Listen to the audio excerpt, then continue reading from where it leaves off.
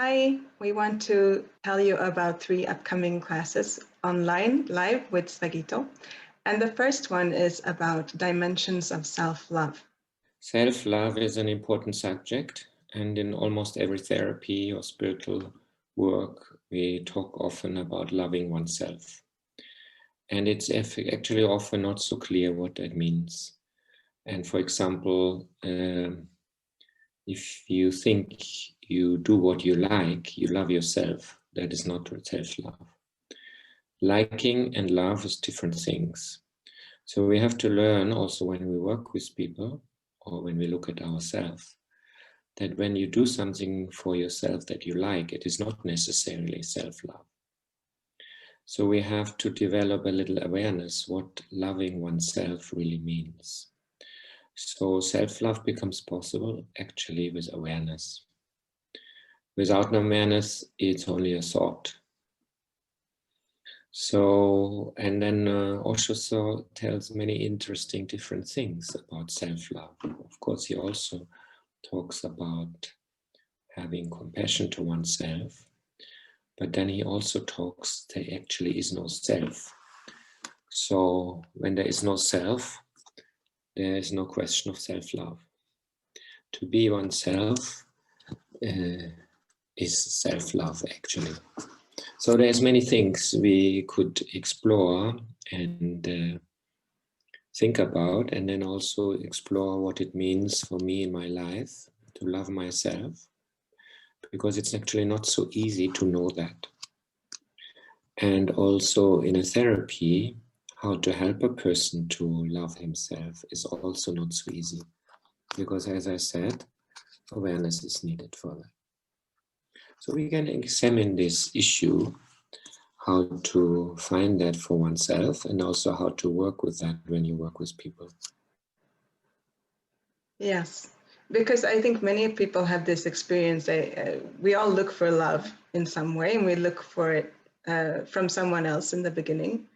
And then when we don't get it, we fail and we become miserable, and then we understand, okay, I have to give it to myself now. But that becomes also a kind of a project, like how do I give love to me? Yeah, because you divide it, because one person is me and the other is I have to love myself. That means there's a certain division here between me, the person who is loving, and the other one who has to be loved.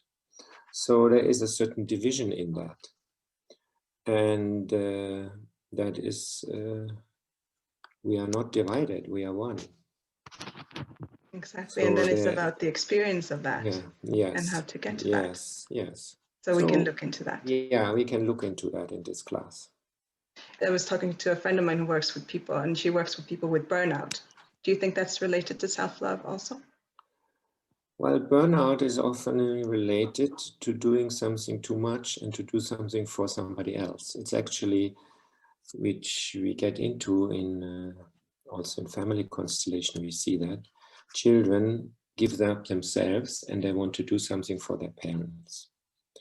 So it's basically related to you do something for somebody else. And often I see the psychology of burnout is related to that.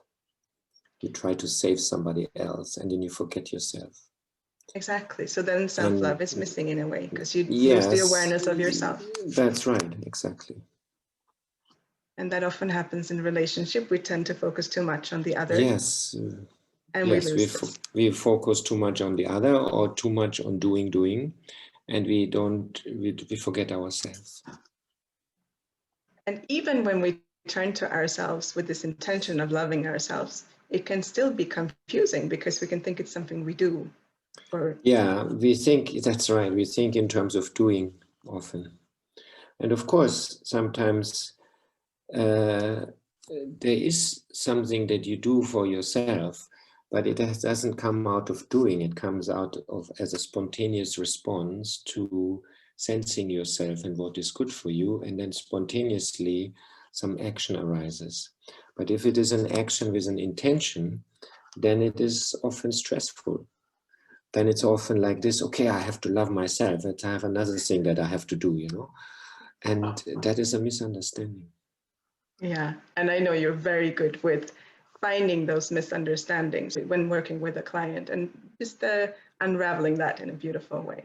So we will look at different questions, and it always, the hang up always for everybody is a bit somewhere else. So we need to, there's no general answer. It's more, you have to look personally and individually. Exactly, and then we can all learn from each other's examples, because oftentimes we resonate with the other stories as well. Exactly. So that's what we do in the online class. You're welcome to join that. And we also have a second one coming up on dealing with dissociation and denial. So what is dissociation? Well, in our circles, we often say dissociation is like, you know, people say I'm spacing out. Or, I mean, dissociated is almost a collective state of most people in a way, because our world is so overstimulated. So to deal with overstimulation, you have to, in a way, dissociate so your whole system doesn't become overwhelmed. But it is important for one personally, also when you work with a client, to recognize such a state. Because often clients, when you ask them, they say, oh, I feel good, I feel relaxed. And actually they're not relaxed, they're dissociated. So it's not so easy to distinguish a relaxed state from a dissociated state. They look very alike. Even people who have reached, who people think they reached a certain state of consciousness, they often are actually dissociated. So rather than acknowledging I'm dissociated, you think nothing touches me.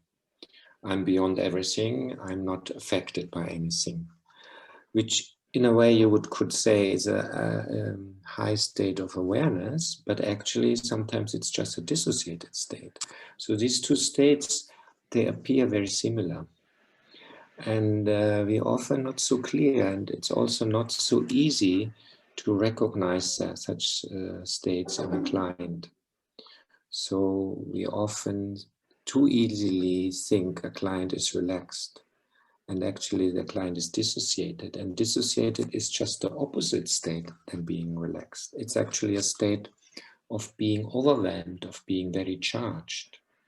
And a dissociated state is a state where you shut down your system like a dimmer. So something is too much, so you dim everything so it doesn't overwhelm you so much. So to learn to recognize that, I think, is very important for anyone who wants to work with people. And what about if I'm not working with people, but just for myself? Why is it important to know that I'm dissociated? Because often we judge ourselves when we are dissociated. We say, oh my God, or you're tired in the evening, you read a book, you read a page, and you notice you read the whole page and nothing registered in you. Then you say, oh, I can't. Then you try again and you concentrate more. It means you put more pressure on yourself to get it, or people judge themselves. So, and that actually makes one more stressed. So dissociated state is not a bad state. It is just a symptom for being overwhelmed. So we have to learn to see it as such and then ask ourselves, so, oh, what do I need? It is a signal. My system sends me a signal that something is too much for me. Okay, so rather than trying harder, I need to do something for myself where I don't feel so overwhelmed. Maybe I need to rest. And then when you rest and afterwards you read the same page, very easy, you can remember what you were reading. So this is a simple example, but in many situations, it is also like that. And to be overwhelmed and overstimulated is almost such a common state in our society that more or less everybody has to deal with dissociation at some point. And what about denial? Well, denial is in a way similar. When somebody is in a denial, they often appear to others as if they're very strong. And actually, it is just the opposite. they are also overwhelmed. Denial is also a way of not wanting to deal with something because it is too much. So in a way it is similar, and in denial people sometimes appear very strong, and actually they are stressed.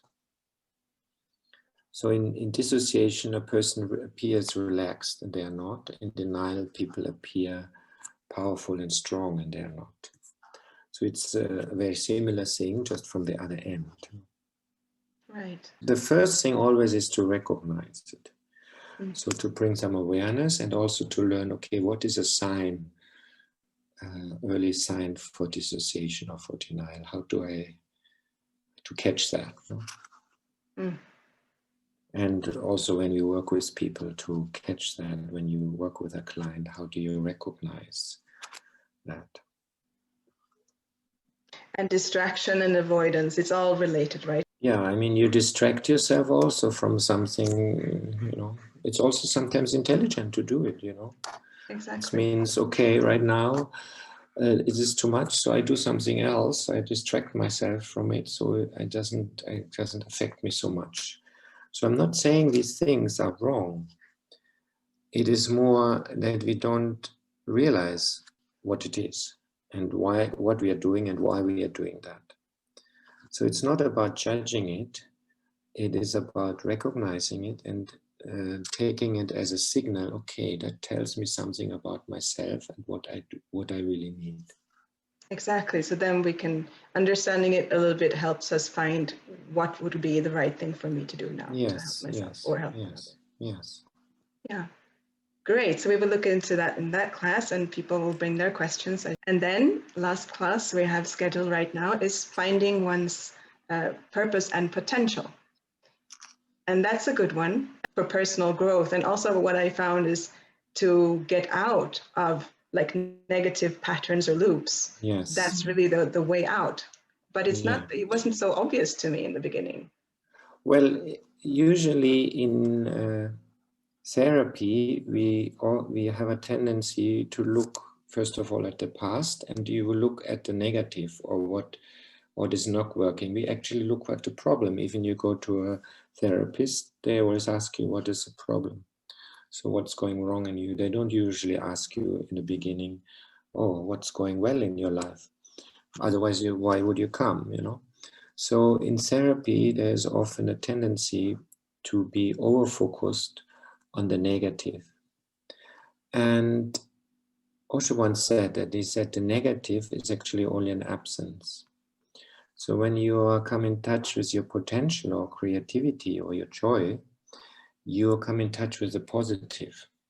So the more you're joyful, the more your fear will not be there. Even you didn't touch it, even you didn't work with it.